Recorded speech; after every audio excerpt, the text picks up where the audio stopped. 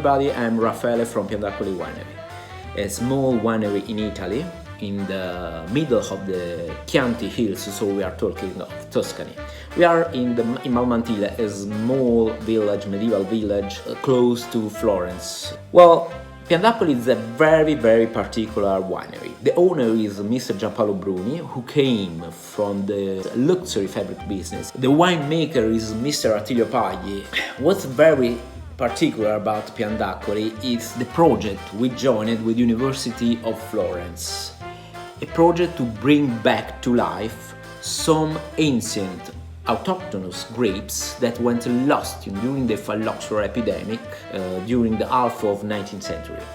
But how we recovered them? After the World War II, in Florence, a lot of masterpieces of art were put under the city, so catacombs under the church and something like those kind of places. When after the war they bring back all these masterpieces of art, including some sarcophagus of the Medici family. Medici family was the ruling family of Florence during the Renaissance period. Some of those sarcophagus fall and went broken.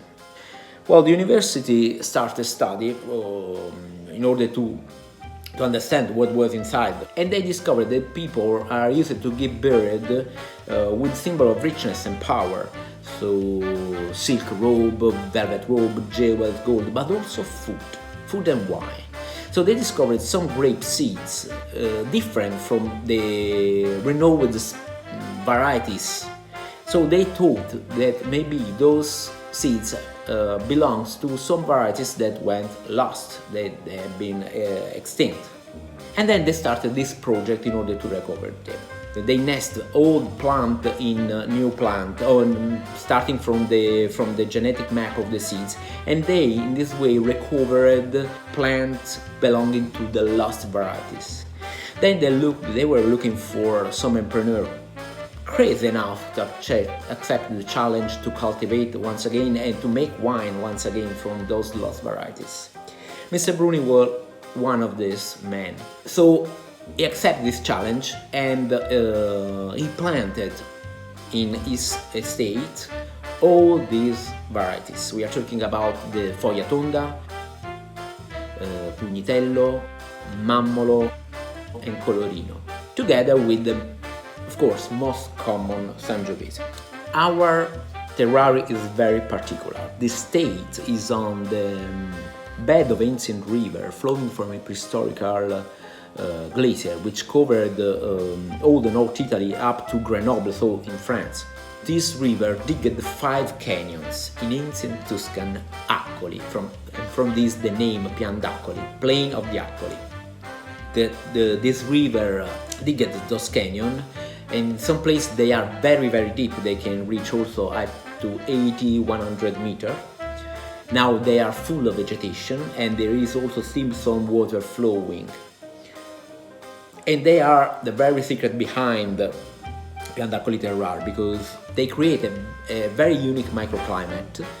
In this way, we have a continuous thermal excursion all day long.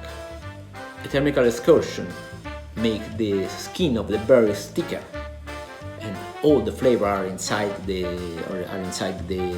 skin. So it's very important in order to have a very aromatic grape.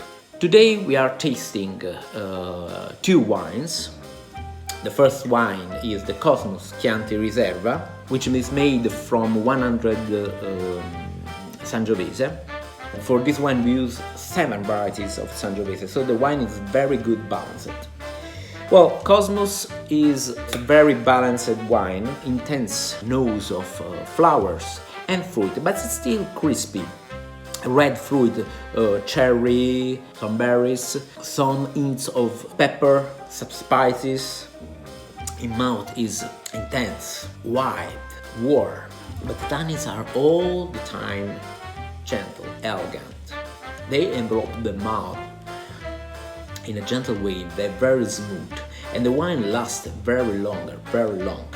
A wine like this, it's typical from Tuscany, of course. But it is our own interpretation. So this wine can be paired with a traditional pairing is of course with the Florentine steak, but also other kind of meat can be good. Also boar, wild meat. I think also some kind of pasta with intense sauces, like ragu, but with tomato, so it's very intense, very aromatic. But now we are moving on another wine, very special. We are talking about the project of recovering ancient grapes, and now we have one. This is the Mammolo. This is extremely rare wine. Mammolo del Rinascimento is the name of the wine, made from Mammolo grapes in 100% impurity. It's an extremely rare wine. I think there are only another one or another two in the world producing this wine. The Mammolo The Mammolo has been a problematic grape since the beginning. Nothing was known about the cultivation of those grapes because it was a secret, because they were the wine of the aristocracy. So when the phylloxera struck the Europe, it was less common and also a little bit weaker. So the grape was completely wiped out. And the secret of cultivation of those grapes went lost, as well as the grapes themselves.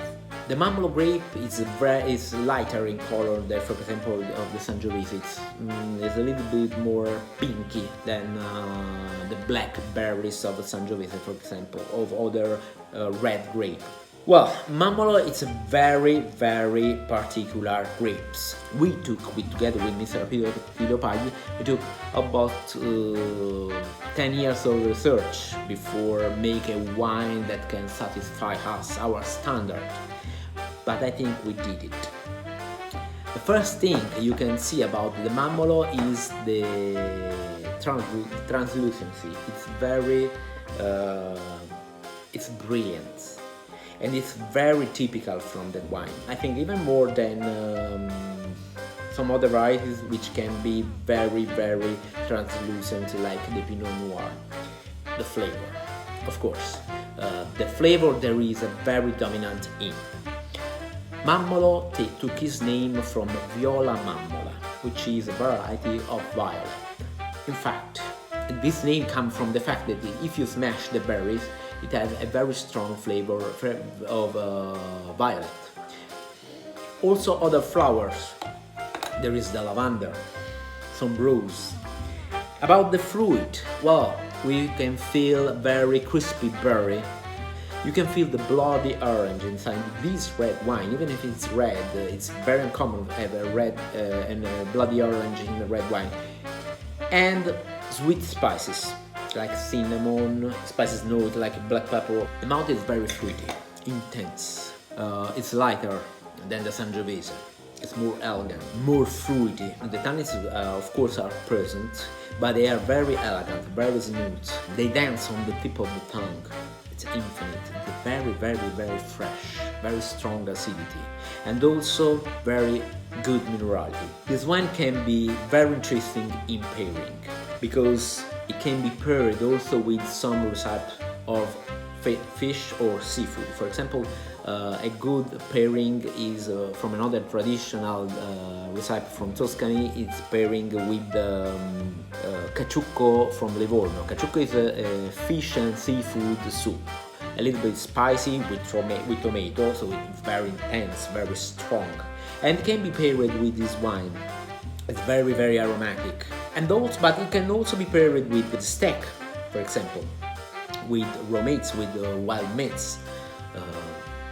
For example, I think also a very, very interesting pairing can be with duck, with some fruit sauces like apple sauces or berry sauces, but even light cheeses or blue cheeses. They have a very strong, this wine have a very strong acidity which can clean the mouth from also blue cheeses. Can be very, very interesting pairing. Well, thank you for watching this presentation. I hope you enjoy and you can have the chance to drink Piandaccoli wine. And of course, if you have time, come to visit us. And thank you to Cork and Screw TV. Bye.